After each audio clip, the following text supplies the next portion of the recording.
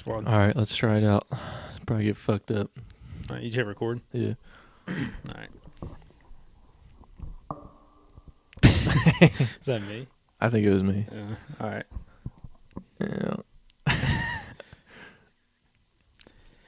Yeah. What's up, guys? Welcome into another episode of Sideline Chatter. We're here on a Thursday night. Co-host Jay Hags with the Michelob out. Got my man James over here with this mysterious jersey that y'all might not know what it is, but what is it? It's get some flack from my Eagles fans, friends for this, but it's one of my favorite players in the NFL, Ezekiel Elliott's high school football jersey. Got the Burrow Bombers jersey on. Okay. It's fun.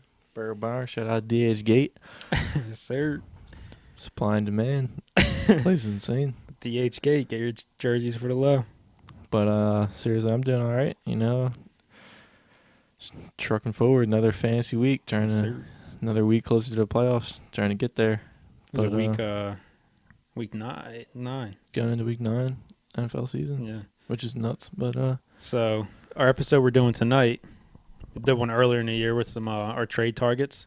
So we're gonna each have 2 players for you guys to try to trade for before A, the playoffs start, and B, the trade deadline hits.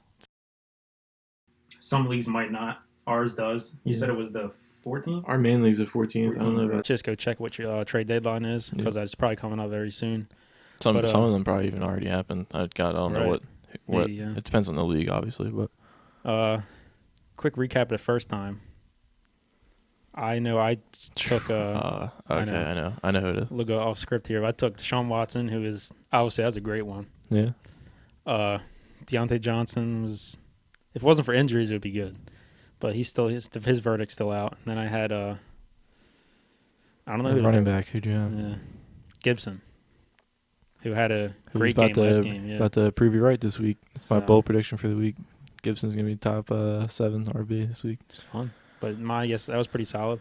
Mine was Burrow, who's solid. Yes. Maybe not as good as Watson, or he's probably not even like the top 5 yet, but probably will be by the end of the year, the way he throws the ball around. Debo, like, same thing you said about Johnson. Yeah. If injuries don't happen, he's probably doing pretty well. And Gaskin was the last one, right? Same thing.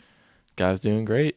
Guy's doing really good. And now he's mysteriously out of nowhere out for 3 weeks, Yeah. at least. Can't predict injuries around here, so with these 4 players, we're going to tell you if they're going to get injured. Don't blame us because anybody can get injured on any given play. But without further ado, we're going to jump into it. I'll start off first.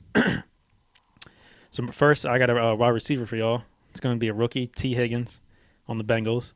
He's actually on a bye this week, so if he happens to be on a team that has a bad record, I think it makes it even easier to trade for him because he's on a bye this week, and obviously they need players week to week.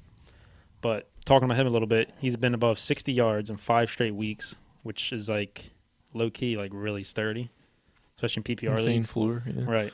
The Bengals, you mentioned a little earlier, that they're number 2 in the NFL in pass plays per game with 45 attempts. It's stupid. So I know they have been missing Mixon a little bit. Good old But, lady study. I mean, 45 attempts a game is kind of absurd. I don't know who the hell number 1 is, but I think the Texans, maybe. I don't know. You keep going. I'll look. 45 attempts a game is great. He's obviously outproduced A.J. Green, which maybe some people might have expected, might have not. But obviously, with the season going forward and their season, the Bengals season, not really going anywhere, that they're going to even get him more involved. He's number 10 in NFL in deep ball attempts, which is solid. Insane. And he also has an 80% snap share or above in 5 straight games, which obviously indicates that he's working into the offense more and more every week, and it's only going to get higher each game. He's not the number 1 on the team like Tyler Boyd is, obviously, but Higgins has played better than AJ, and I think he's pretty much taken over the number 2 duties, or at least in Burrow's eyes. They obviously have a great connection. But, like I said, he's on a bye this week, so I think you can find a desperate owner in your league that needs a trade, and you could probably get him for, I won't say low because he's been playing good, but if you can get him for a steal, I think I would go after him, and he could obviously pay good dividends down the stretch. I haven't even looked at his schedule, which is kind of a bad job by me, but we're going to give you all a live schedule update. So, by the way, you're looking, I couldn't find his number 1 yet, but you said Watson. I had to look because that's hilarious. 15th. Is Watson? and plays per fast plays per shit. game, which that's shocking to me. Right. But I can't even imagine who's number one. I don't. Right. I literally can't even imagine who it is. But their upcoming schedule, real quick to touch on, is Steelers, not great, but Redskins, Giants, Dolphins, Cowboys, Steelers, and Texans. So, I mean, with outside of the Steelers, it looks pretty juicy, as we like to say around here. So, Jeez, juicy. juicy. But that's my first player, T. Higgins. Go try to trade for him. What a beast. Guru. Should I go with my receiver? Might as well. All right. I know I talk a lot of shit about these Eagles, but mine's Travis Fulgham, who, if you're an Eagles fan and you have him, you're probably saying he's untouchable because I know how you Birds fans get down. But no, I think he's obviously he's been playing really well, like we know that. But he's been leading the league in receiving yards since he's become the starter since week 4, which is crazy. Right. As someone who was on like practice squads and like not playing barely played last year. You might think that actually this would probably help his trade value. Like Rager coming back, Goddard's coming back, Ertz will be coming back eventually, but I still think he does really well even after all of them come back. Because right now he's the key focus of the defenses. Yeah, he's proved That he it doesn't matter. deserves to be on the field. Yeah. Like, the hell? So I don't think it matters who comes back. I don't think Alshon's even coming back. That's just my opinion. I don't think he's even playing. Stinks. But Eagles, you mentioned that the Bengals are second in pass attempts per game. Eagles are third with 42. I found out who was first, by the way. Who was it? The Cowboys. Should have. Oh, yeah, we should have known that. But Eagles throw the ball 42 times a game, which is definitely not what the Eagles want to do, but it seems like that's what they have to do. So that's obviously going to benefit him the rest of the way because their like real life football schedule is like hard as shit the rest of the season. But luckily we don't care about that. We don't care strictly about wins and losses in fantasy football for the real team, unless you're an Eagles fan. Sorry. But Travis Fulgham. Next they get after the bye week this week, which again, like he said, trading on a bye. So that's big time. Big. Trade on a bye. But after the bye week, Giants 11th most points to the receivers, Browns 4th most, Seahawks 1st most points to receivers. Week 14, Packers, a little scary, but they're going to be down, so they're going to be heaving. Saints 9th most, Cardinals 19th most, which is last game of the season against the Cowboys. That's a feast mode. Week 17? Week 16, Oh. sorry. Fantasy championship, Yeah. end of the fantasy season, week 16 against Dallas Cowboys. He just had a good game against them, too. Which is, yeah, like he already proved he had a good game against them. Eagles should be down most of these games, like I already said. I think he continues to eat. If you can pry him out of your Eagles fan in your league's hands, now will be the last week to do it because I don't think once he starts playing again, they're going to want to get rid of him. So, yeah, Travis Fulgham. Go get him now or you ain't getting him. Yes, sir. That's a great pick. I love Travis Fulgham. Have him in only one league, but picked him off the waiver wire. About to send Eric a trade as soon as we get out of here. Yeah, get declined. And then him counter some bull jab. Yeah, probably send him 2 solid bench players for Fulgham. He'll send me bench players for Hopkins, but okay. Yeah, I put Fulgham was better the rest of the year than Kupp on TikTok, and I was getting flamed for it by a decent amount of people. But First week didn't look too hot. Yeah. Kupp had 21 targets, but still, I think Fulgham more Fulgham points. still had a better game. Yeah. Yeah, but Hey, don't question me, TikTokers. TikTokers. All right, so I got a running back next. It's a little gross. Not really a flashy player, but he's been sturdy. David Johnson. He's been above 11 fantasy points in the last 5 weeks. My comeback player of the year, Yeah. or was that the award? Yeah, we talked about it Most so many improved. different times. Sorry to cut you off. All right. He's had a decent year. He was probably drafted in like round 5, maybe 4 or 5. Somewhere around there. Yeah. He's probably returned RB2 value. He's number 1 in the NFL in snap share at 84%. So nobody among running backs is playing more snaps than him. His next 4 games, he's got the Jags, Browns, Patriots, and Lions, which are all plus matchups. Then after that, it does get rough for the playoffs. But if you're on some next level stuff, you could ride him out for these 3-4 games and maybe flip him again if you don't have a trade deadline for the playoffs. If you're next level, Or he could even just get you there. or yeah, Getting there is or- half the battle. yeah, Getting into the playoffs yes. is more than half of. Anything can happen once you get there. But since Bill O'Brien was fired, The Texans have put up 36 points, 30 points, and then 20 points, which obviously is telling. He's number 3 in routes run per running backs. Number 1 in yards per catch at 10, and he also scored 4 touchdowns on the year. So many people like myself thought Duke Johnson would factor into the receiving game a little more, but he really hasn't. Or they've actually been using both of them at the same time. But I think he has a lot more opportunity to score upcoming in these next 4 games. Like I said, he was number 1 in snap share in the league. So obviously more chances are going to come. They've been putting up points since O'Brien's been fired. So obviously he's in a great offense.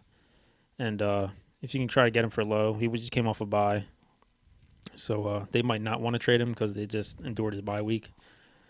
But if you can get David Johnson for the low, I go out there and do it. You know, I tried to get him from my brother, but I didn't try actually. Stingy motherfucker. He's stingy. Yeah. 10 running backs and stingy as hell. But David Johnson, not flashy, but I think he'll get the job done to get you to the playoffs. Alrighty, David Johnson, old man David Johnson. Yeah. Glass bones, but proven durable so far. This year, but surprising. I'm also going to go with a running back who's probably wouldn't be considered too flashy either, right? Would you not consider him flashy? Not really, no. It's not very flashy. Young, though. Refrigerator. But, yeah, if you've played on Yahoo, you can see his notes every week. I will get to his name. But when you see his notes, they got beef with him. I don't know why, the Yahoo writers. But that's David Montgomery, Chicago Bears. Again, not flashy. Apparently, he moves like a refrigerator. I haven't seen it. That's just not my opinion. But he sees ridiculous volume every week. Since Tariq Cohen went down, he's like taking over the 3-down role, which going into the season you were a little afraid of, I think, because you took a chance if you drafted him as your second running back, which I did, but it happened to work out. He has one of the worst O-lines in the league, which hurts him. However, he gets the passing as much as he does the rushing, so it definitely helps. He's 5th in running among all running backs and catches, which makes him a really like just automatic play in PPR, which you're never not starting him in PPR, I don't think, just because he can get you at least 6 points just from that. Right. But he leads the league in broken tackles, which tells you that even though his line is terrible, if his line was even a smidge better, he'd be ridiculous. But he's still producing even with his terrible offensive line. Matchups the rest of the way. He has a bye week 11, which if he's on a team in your league who needs to win out, basically. Week 11, that's late too. Exactly. So if it's a team in your league that needs to string together some wins here, I think he's definitely an easier trade target because when week 11 comes, they're going to be screwed probably. Yeah. So, but after they come out of that bye, they end up with Green Bay, who just allowed Dalvin Cook to do what we just saw. They're first to give up the most points to running backs. Detroit, 3rd most to running backs. Houston, 2nd most to running backs. Vikings, which are 15th, but they're not that great of a team, which is still solid. Week 16 against the Jags was 5th most. So his last 5 games of the year, 4 of them are against the teams that give up 4 out of the 5 most points to running backs. That's absolutely absurd. Now, I'm saying you should buy on this man. I will say, however, I personally just sold him in a trade. Someone else took your advice. Someone else took the advice prematurely. Shout out to him. I think it made us both better, though. Shout out Eric Sabato. Keep it a full buck podcast. But yeah, shout out to him. But I traded Montgomery and Ayuk for Ezekiel Elliott, which you're probably thinking, what the fuck are you thinking? But I think Zeke, as soon as Andy Dalton comes back, I think obviously they're not a great offense, but Zeke's still Zeke. He's still one of the top talents in the league. Obviously, Justin just rolled his eyes in his head because I know he hates Zeke now. He got on his jersey. But, yeah. What are you going to do? Sometimes your bias comes in when you're playing fantasy football. I got Hopkins and CMC, and now I got Zeke, and now I have Michael Thomas, too. But powerhouse. We'll see what happens. But, yeah, Monty. Go buy low on Monty. Yeah, I have him in Jake's, and like with David Johnson, he's not really super flashy, and he's probably not going to put up like a 30-point game, but you can always count on him to get like 12-plus points, which is nice to have on your team because it keeps you in every game, obviously. Yep. But that wraps up this episode. I just want to say about what I was going to say about the tip, about how I traded. Mm-hmm. So I'm in a position. I'll just explain my position to you guys. I'm 5-3. We played 2 divisions. I'm 2nd in my division and playing the first place division. People behind me are 4-4. Jake's Mhm. 4-4, right? And Q is also 4-4. Yeah. So I took a chance last week when I was 4-3, and I traded away Terry McLaurin, who was on a bye, and Cooper Kupp for Michael Thomas, who didn't play. So I had to play a skeleton team. I still have McCaffrey, who still didn't play. Had a skeleton crew last week. Still put out a dub. Got lucky. 5-3. And then I traded for Zeke this week. So if I can make it to the playoffs, like I obviously now I have a stacked team. I have Lamar Jackson, who if he does anything close to what he can do, is really solid. Michael Thomas, DeAndre Hopkins, third receiver is a little sketchy. Probably Debo when he's healthy. Christian McCaffrey, Ezekiel Elliott, Darren Waller. God willing, he's healthy in the playoffs. Myles Gaskin and flex. To me, I think that's a championship team if everyone can stay healthy Mm-hmm. and if people actually play the way they're supposed to play. But my whole point in all this is sometimes you have to take a chance. Like, I gave up 4 really solid players for 2, which probably hurts me now. But if I can get into the I'm not too worried about winning the division. Like we said, getting into the playoffs is more than half the battle. But I think if I get in, I think I should win championship. So all my whole thing, this whole spiel is sometimes you got to take a chance on something that hurts you now but should help you later. Yeah.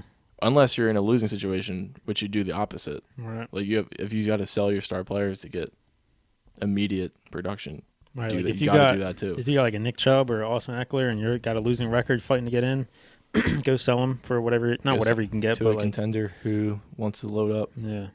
So definitely where you're at or in the standings definitely plays a part in how you should trade. But like we said, trade deadline's coming up. Don't be lazy. It's only last week or two to go make a trade. So go do it. Go listen to our advice. Hopefully one of y'all trade for our players. Let us know how it goes. Like always, be on the lookout for our social medias at Sideline Chatter. Go follow our TikTok. Blowing up by the day. Getting followers by the day. Mm. You know how we coming. So there's my corny line I had ended on. So I'm just used to it now. I don't got nothing to say.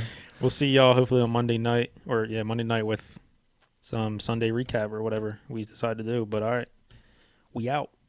Deuces.